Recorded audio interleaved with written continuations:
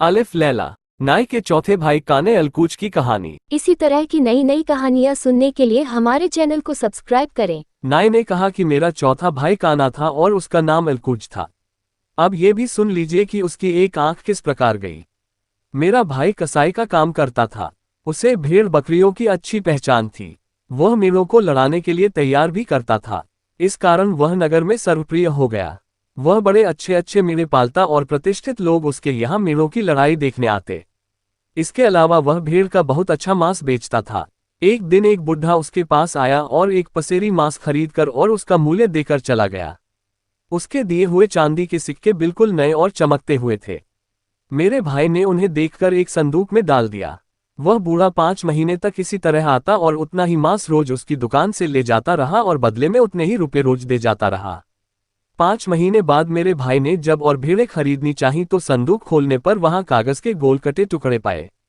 ये देखकर वह अपना सिर पीट पीट कर रोने चिल्लाने लगा।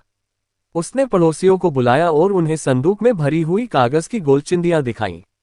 वे भी ये देखकर बड़े आश्चर्य में पड़े। मेरा भाई दांत पीस पीस कर कह रहा था कि अगर वह कमबख्त बुढ़ा मिल जाए तो उसकी अक्ल ठिकाने लगाऊं।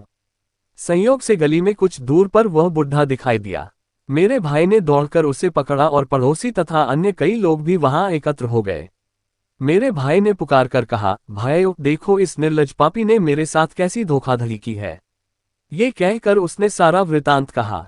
बूढ़ा ये सुनकर मेरे भाई से बोला, तेरे लिए यह अच्छा होगा कि तूने मेरा जो अपमान किया है और जो गालियां मुझे दी हैं उनके लिए मुझसे क्षमा मांग और अपना निराधार आरोप वापस ले। तूने ऐसा न किया तो तूने मेरा जितना अपमान किया है उससे अधिक तेरा अपमान कराऊंगा।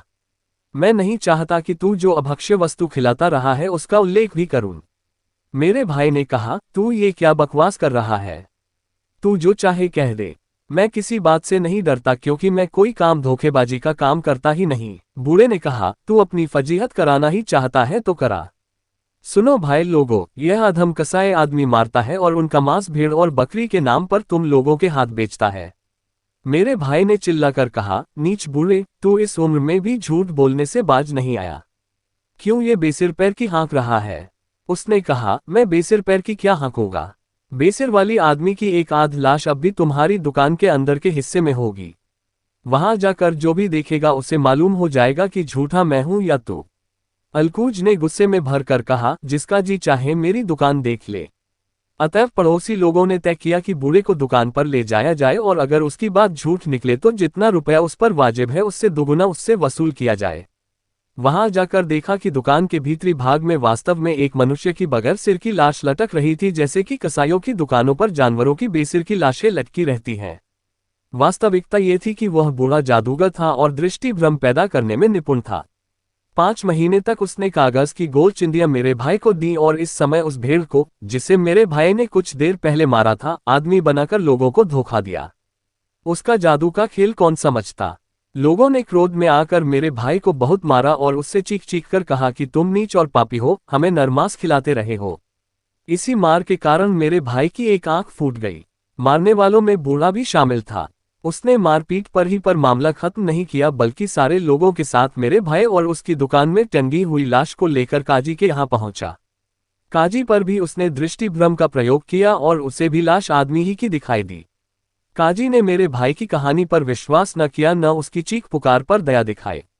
उसने आज्ञा दी कि इस कसाई को 500 कोड़े मारे जाएं और फिर इसे ऊंट पर बिठाकर सारे शहर में फिराया जाए, फिर नगर से निष्कासित कर दिया जाए। अतएव ऐसा ही किया गया। जिस समय मेरे भाई पर यह कष्ट पड़ रहा था उस समय मैं बगदाद में था। मेरा भाई किसी गुमनाम जगह पर छुपा रहा और कुछ दिनों के बाद जब उसमें चलने फिरने की कुछ शक्ति आई तो वह वहां से निकला और छुपता छुपाता एक ऐसे शहर में पहुंचा जहां पर उसे कोई नहीं जानता था। किसी तरह उसने कुछ और दिन काटे। कभी काम मिल जाता था तो थोड़ी बहुत मेहनत मजदूरी कर लेता था, नहीं तो भीख मांगता था। भीख में भी अगर कुछ नहीं मिलता तो भूखा ही रह जाता। एक दिन वह एक सड़क पर चला जा रहा था कि उसने अपने पीछे से आती हुई घोड़े की टापों की आवाज सुनी। मुड़कर देखा तो कई सवारों को अपना पीछा करता पाया। उसने सोचा कि कहीं यह मुझे पकड़ने तो नहीं आ रहे, इसलिए वह दौड़कर एक बड़े मकान में जाने लगा। वहां उसे 2 आदमियों ने पकड़ लिया और कहा, भगवान का लाख लाख धन्यवाद है कि तुम आज खुद ही हमारे हाथ पड़ने के लिए यहाँ आ गए हो। हम 3 दिन से रात दिन तुम्हारी तलाश में दौड़ रहे थे। मेरा भाई ये सुनकर बहुत आश्चर्यान्वित हुआ। उसने कहा, मैं कुछ भी नहीं समझा। तुम लोग मुझसे क्या चाहते हो? क्यों मुझे पकड़ा है? तुम्हें कुछ भ्रम हुआ है? उन लोगों ने कहा, हमें कोई भ्रम नहीं हुआ। तू और तेरे कई साथी चोर हैं। तुम लोगों ने हमारे मालिक का सब माल लूटकर उसे लगभग कंगाल कर दिया। इस पर भी तुम्हारी अभिलाषा पूरी नहीं हुई। अब तू हमारे स्वामी के प्राण लेने के लिए भेजा गया है। कल रात भी तू इसी उद्देश्य से आया था और जब हम तुझे पकड़ने को दौड़े तो तेरे हाथ में छुरी देखी थी। अब भी तेरे पास छुरी होगी। ये कहकर उन दोनों ने मेरे भाई की तलाशी ली तो उसके कब्जों में वह छुरी निकल आई जिससे वह जानवर काटा करता था। छुरी पाकर वे कहने लगे कि अब तो निश्चय ही हो गया कि तू चोर है। मेरे भाई ने रोते हुए कहा, भाई, किसी के पास छुरी निकले तो क्या इतने भर से वह चोर या हत्यारा हो जाएगा? मेरी कहानी सुनो तो तुम्हें मेरी सत्यता का विश्वास होगा। ये कहकर एलकूज ने अपनी सारी विपदाओं का उनसे वर्णन किया, किंतु ये कहानी सुनकर वह दोनों व्यक्ति एलकूज पर दया करने के बजाय उससे चिमट गए। उन्होंने उसके कपड़े फाड़ दिए और उसकी पीठ और कंधों पर पुरानी चोटों के निशान देखकर बोले कि इन निशानों से मालूम होता है कि तू पुराना अपराधी है और पहले भी मार खा चुका है। ये कहकर उन्होंने उसे मारना शुरू किया। एलकूज रोता चिल्लाता रहा और भगवान से शिकायत करता रहा कि मैंने ऐसा क्या अपराध किया है जिसका ये दंड मिल रहा है। एक बार की बेकार की मार के बाद, जिसमें मेरा कोई अपराध नहीं था, ये दूसरा दंड क्यों मिल रहा है? उन लोगों पर उसके रोने चिल्लाने का कोई असर नहीं हुआ और वे उसे काजी के पास पकड़कर ले गए कि यह चोर हमारे स्वामी के यहाँ चोरी करने के बाद उसे मारने के इरादे से छुरी लेकर आया था। मेरे भाई ने काजी से कहा, सरकार, मेरी फरियाद भी सुनिए। मेरी बातें सुनेंगे तो आपके सामने स्पष्ट हो जाएगा कि मुझ जैसा निरपराध व्यक्ति कोई नहीं होगा। उसके पकड़ने वालों ने काजी से कहा, आप इसकी झूठी कहानी न सुने। इसका इतिहास जानना हो तो इसके शरीर को वस्त्रहीन करें तो देखेंगे कि यह पुराना पापी है और हमेशा मार खाता रहा है। काजी ने उसका कुर्ता उतरवा कर देखा तो पुरानी चोटों के निशान देखे।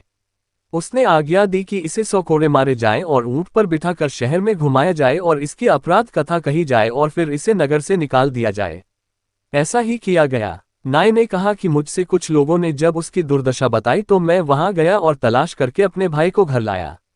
खलीफा का इस कहानी से मनोरंजन हुआ और उसने कहा कि इसे इनाम देकर विदा करो। लेकिन नाय ने कहा कि सरकार, मेरे बाकी 2 भाइयों की कहानी भी सुन लीजिए।